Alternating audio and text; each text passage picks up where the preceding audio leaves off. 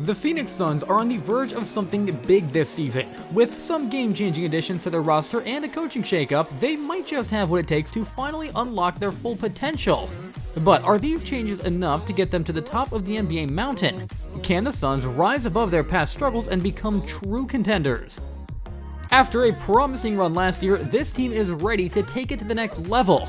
New faces, fresh tactics, and a whole lot of talent are on the court. But the real question on everyone's mind, can they put all the pieces together? The Phoenix Suns' recent playoff woes expose a basic problem. They are losing against clubs that appreciate modern basketball's emphasis on math. Both going 35 for 38, the Suns and the Minnesota Timberwolves shot similarly from the field in Game 2 of their first round series in April. Though they trailed by as much as 19 in the fourth quarter, the Suns even shot better from three-point range and still lost by 12 points. What then went wrong? Although both teams had the same overall shot count, Minnesota's approach gave them a benefit. 10 additional three-pointers were tried by the Wolves, sinking 9 to Phoenix's 8. More significantly, Minnesota made 11 more free throw line visits, where they capitalized with a 30-19 lead in tries. All taken together, the Wolves just outmaneuvered the Suns with what basically amounts to basic math: more threes, more free throws, and fewer mistakes. By contrast, the Suns turned in 6 more mistakes. Fast forward 5 days to Game 4. Comparatively to Minnesota's 46.1%, the Suns shot an outstanding 51.4% from the field. Once more, they fell short, losing by 6 points, handing the Timberwolves a sweep. The Suns made 33 fewer three-pointers across the 4-game series and had 40 fewer shooting chances than their opponent. The Suns' demise proved to be this disparity in shooting chances, whether from the field goal attempts or free throws. This was a recurring element during the regular season. For the most games, 59, in which they had a greater field goal percentage than their opponent, the Suns tied the Denver Nuggets. Though the Nuggets flourished in those games with a 54-5 record, the Suns were just a mere 43-16 with theirs. 729 winning percentage among clubs with winning records. Basically, the Suns' capacity for good shooting was not converting into sufficient success. The Phoenix lack of shooting chances was one major concern. During the regular season, they averaged 3.3 fewer shot attempts than their opponent, a figure only surpassed by the Los Angeles Lakers in the wrong direction. Two main elements defined the Suns' problems: offensive rebounds and turnovers. Phoenix gave the ball away 2.2 more times per game than their rival and placed 28th in turnover differential. And they grabbed 0.8 less per game, ranking 21st in offensive rebound differential. These problems were accentuated in the playoffs. The second lowest rate for any club in the series over the past 15 years, the Suns only grabbed 41.8% of the available rebounds. Though Minnesota's physical advantage helped, the Wolves were also faster to the ball. Although turnovers were less of a concern in the postseason, the Suns still suffered, particularly in relation to other clubs in the league.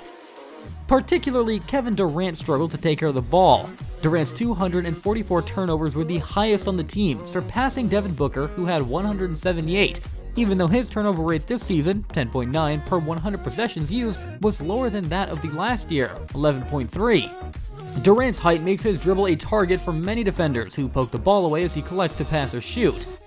Defensively, the Suns lacked the efficiency of their opponent in forcing turnovers, which made closing the gap in shooting chances much more difficult.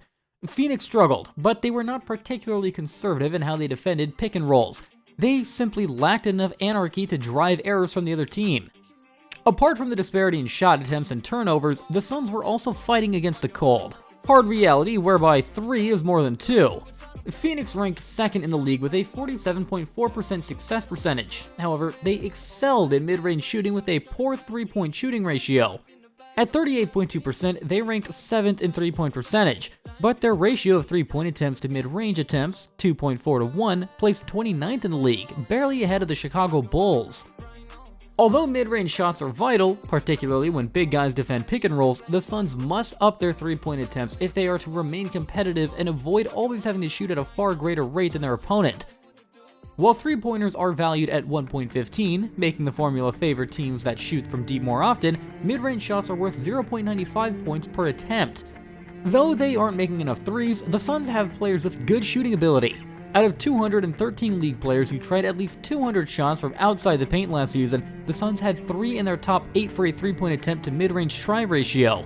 On the team though, those three players, Grayson Allen, Royce O'Neal, and Eric Gordon, ranked 4th, 6th, and 8th in total field goal attempts. Durant, Booker, and Bradley Beal, the team's main offensive stars, were not three-point specialists either. Durant's 0.8 three-point attempt to mid-range attempt ratio ranked lowest among the league's players with at least 200 shots from outside the paint. Booker's was 1.1 and Beal's was 1.6. For catch-and-shoot threes last season, Beal, for example, hit 43.6%, his best record in 11 years of collecting statistics. Still, he only tried 3.1 catch-and-shoot threes a game, placing 7th on the Suns in that metric. Even with a catch-and-shoot three at hand, Beal and Durant usually want to dribble into their shots. Booker, Beal, and Durant all shoot over the league average within the arc. Therefore, the Suns have some of the most gifted offensive players in the league. Phoenix must change their strategy though if they wish to stop battling the arithmetic and begin winning more games. When threes become available, grabbing more of them will enable them to fully utilize their talent and maximize their scoring potential. Although the Phoenix Suns have made some offseason moves, it remains unclear how they will help their core problems. Whether having a real point guard will open more possibilities for their key players, Kevin Durant, Devin Booker, and Bradley Beal, especially in catch-and-shoot situations, is one of the main questions. Tyus Jones was signed by the Suns on a minimum deal with hopes that his ball protection and turnover management skills would be of benefit, along with Jimmy Butler, one of the few players with more benefits than personal fouls in every one of his past 6 seasons. Jones has topped the league in assist-to-turnover ratio. The Suns need this kind of consistent ball control effectively to lower their turnover differential and enhance both sides of the floor. The hiring of head coach Mike Budenholzer, replacing Frank Vogel, marks still another significant upheaval. Given his Milwaukee Bucks topped the league in points allowed per 100 possessions twice over his career, Budenholzer's defensive background is noteworthy. But Budenholzer's team never finished higher than 24th in opponent turnover rate over his 5 seasons in Milwaukee. They also consistently ranked low in forcing turnovers. If the Suns want to strengthen defensively, they have to work on this area. Offensively, Budenholzer's Bucks were constructed around the special ability of Giannis, a player without a clear Suns counterpart. Phoenix would much benefit, meanwhile, if Budenholzer could provide a comparable focus on raising the team's three-point attempts. Last season, the Bucks' three-point to mid-range ratio was a good 3.4 to 1. If the Suns can match that level, their offensive approach will be more effective. Phoenix has to optimize their opportunities by generating more value from long-range shots given their problems with turnovers and rebounds. Given how much offensive responsibility Kevin Durant bears, it is still expected of him to be the Suns' main defensive stopper on the wing. Should Phoenix have to play small ball lineups with Durant at center, as they did occasionally last season, the issue gets more severe. Durant is under much greater pressure to perform on both ends of the court as a result. Highly regarded defensive prospect rookie Ryan Dunn hopes to be able to lighten some of Durant's defensive load. Although it's doubtful that Dunn will start or finish games as a rookie, Phoenix might find a great change in his size and defensive ability, especially if he can hold his own offensively. Dunn's offensive restrictions raise questions though, especially given his three-point shooting, which proved to be a problem throughout his college run. In 2 seasons, he shot just 23.5% from beyond the arc. His free throw percentage, 52.5%, calls further questions. Notwithstanding these issues, the Suns were sufficiently impressed by his performance in private sessions to rank Dunn as a top selection target. Although his shooting stroke has supposedly become better, it is still uncertain whether it will help NBA performance. Should Dunn develop into a consistent shooter, the Suns will be in a far better long and short-term position. Phoenix might find themselves with few defensive choices behind Durant, though should his offensive game fail to develop. Apart from Dunn, the Suns' depth on the wing consists of Royce O'Neal, undersized for a stopper at 31 years old, and Bol Bol, more suited for playing power forward. Another choice is Jalen Bridges, a two-way contract rookie, depending on young, inexperienced players to strengthen the defense runs a danger. This left the Suns somewhat unsure about what would cover for Durant as a playable wing stopper. Still, another recurring problem for the Suns is size. None of Jones, Beal, or Booker, who make up their starting lineup, is taller than 6'6". Likewise, tiny are their backups, Morris, Allen, and O'Neal. Given their ranking of 20th in defensive rebounding percentage, this lack of size could result in the same rebounding challenges the squad encountered last season. Though the Suns were a top 10 overall team in rebounds per game, their opponent was able to snag 11 offensive rebounds per night, which resulted in 14 second chance points per game. Phoenix's top shooting helped them somewhat offset these problems since opponent defensive rebounds against the Suns were the lowest of any team in the league.